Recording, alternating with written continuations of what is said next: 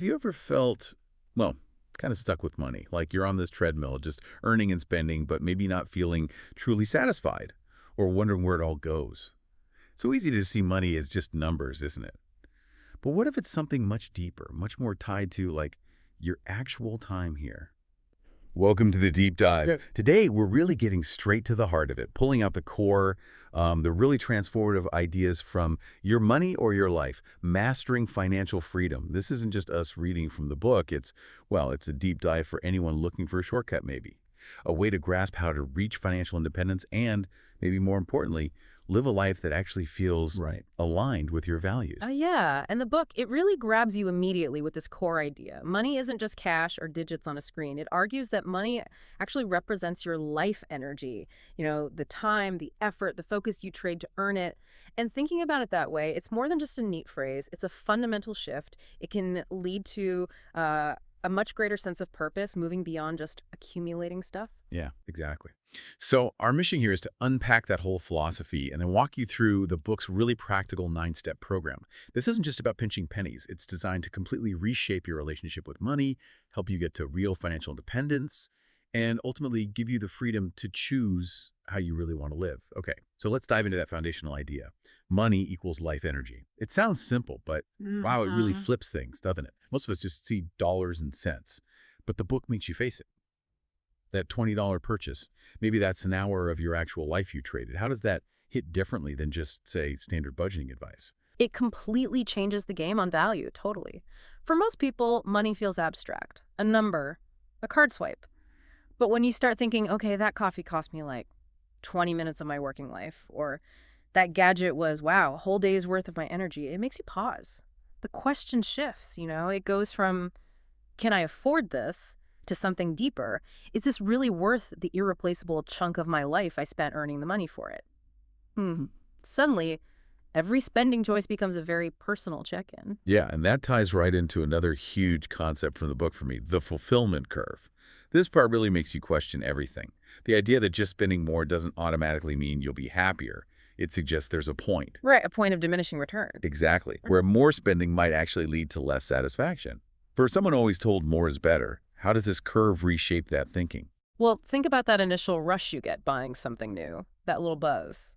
The book digs into what happens after that peak on the curve. It argues pretty compellingly that just endlessly acquiring more stuff often leads to, dissatisfaction, clutter, stress even. It directly challenges that deep-seated belief that more money and more things automatically equal more happiness. Instead, it champions the idea of enough. Finding that sweet spot, optimizing for what truly adds quality to your life, not just quantity. Okay, so it's a powerful philosophy, but how do you actually do it? The book gives you this roadmap, right? The 9-step program. It's designed to take you from theory to practice, step by step. And it starts, interestingly, not with budgeting, but with awareness, looking inward. Phase 1 is about understanding your past.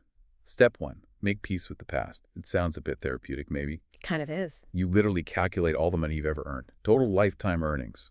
And then compare that to what you have now, your net worth. It's not about feeling guilty or judging yourself. It's just raw data. Yeah. Radical honesty about where all that life energy actually went. And that honesty deepens immediately with step 2. Track your life energy. This is where it gets really eye-opening. You figure out your real hourly wage, not just what's on your pay stub. The book makes you subtract all those hidden work costs, commuting time and money, work clothes, lunches out, maybe even the drinks you need to de-stress, the time you spend just recovering. All that stuff you don't normally count. Exactly. And then you track every single dollar you spend, and you convert that spending back into those real-life hours it cost you. It forces you to ask, okay, seeing the true cost in my time, was this purchase genuinely worth it? Oh. Okay, so you have this new awareness of your past and your real wage. Then step 3 is the monthly money review. This isn't just like balancing your accounts, is it? It's visual. Right. The book suggests creating a wall chart, simple graph paper. Plot your total monthly income and total monthly expenses. So you can see the lines, the trends over time. Precisely. It's like your personal financial dashboard. It's not about perfection week to week, but about seeing the bigger picture, tracking progress, staying motivated. It shows you where your energy is flowing. That makes sense. Build awareness first. Okay. Okay, so after that, you shift into actually changing things, aligning your spending with, Well, with what matters. Exactly. Phase 2 is all about conscious alignment. It kicks off with step 4. Cut expenses and align spending with values. This is where you get really critical. For every expense category, every dollar going out, you ask that key question. Did I receive fulfillment, satisfaction, and alignment with my values in proportion to the life energy I spent here? That's a tough question to ask, honestly. It is. The goal is to identify and then reduce or even eliminate spending that doesn't truly serve your well-being or your core values. You challenge all those assumptions about what you need to spend money on. Which leads right into step 5. Value your life energy. This feels like the behavioral shift part. It's about retraining yourself, right? Stopping that mindless automatic spending we all do sometimes, like impulse buys online or... Or just habits you've never questioned. Yeah.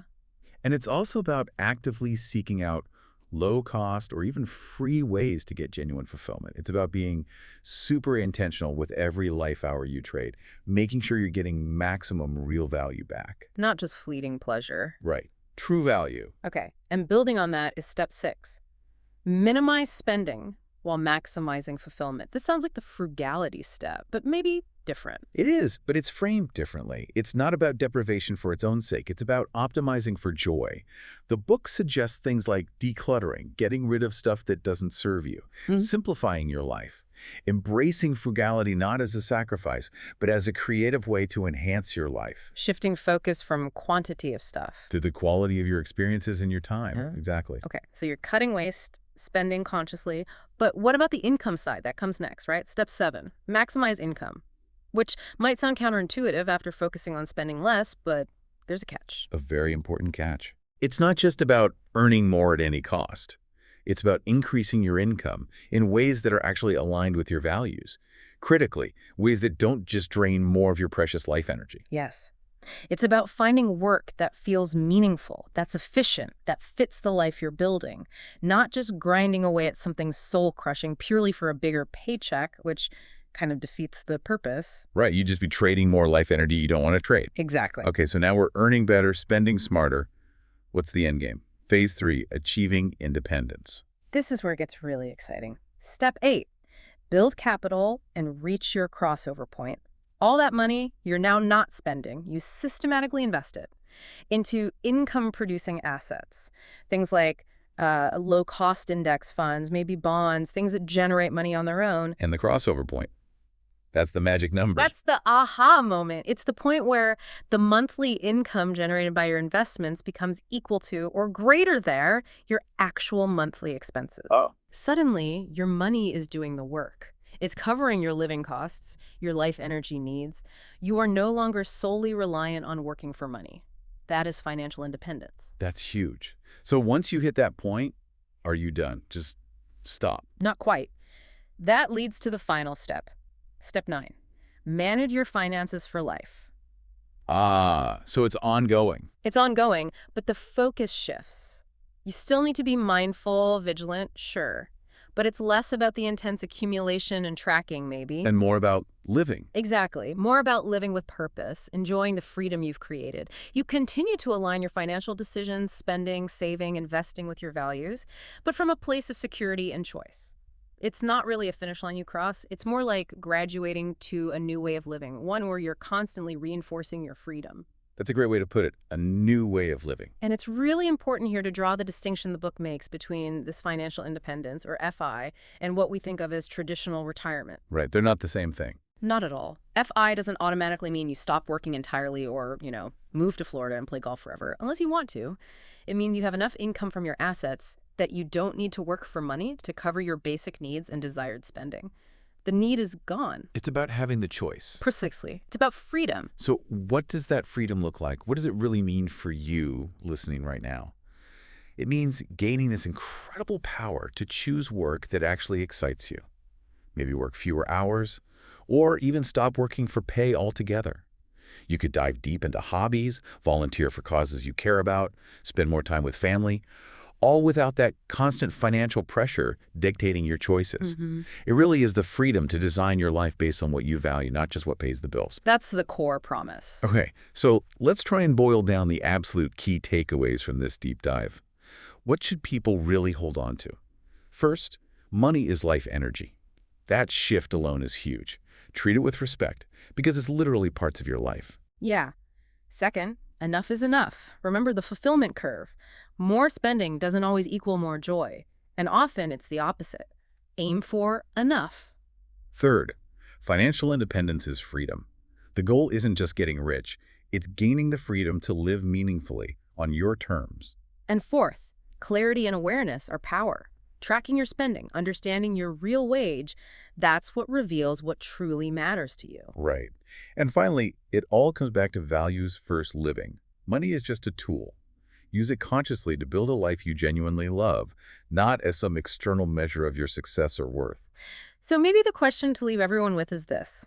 Given that every dollar you spend actually represents a piece of your finite life energy, what conscious choice, just one, can you make today or tomorrow to invest that energy into something that truly fulfills you, something beyond just the next paycheck or the next thing you buy? That's a powerful question. Take a moment, really think about that. How could viewing your money as your life energy change the small decisions you make every single day, starting right now?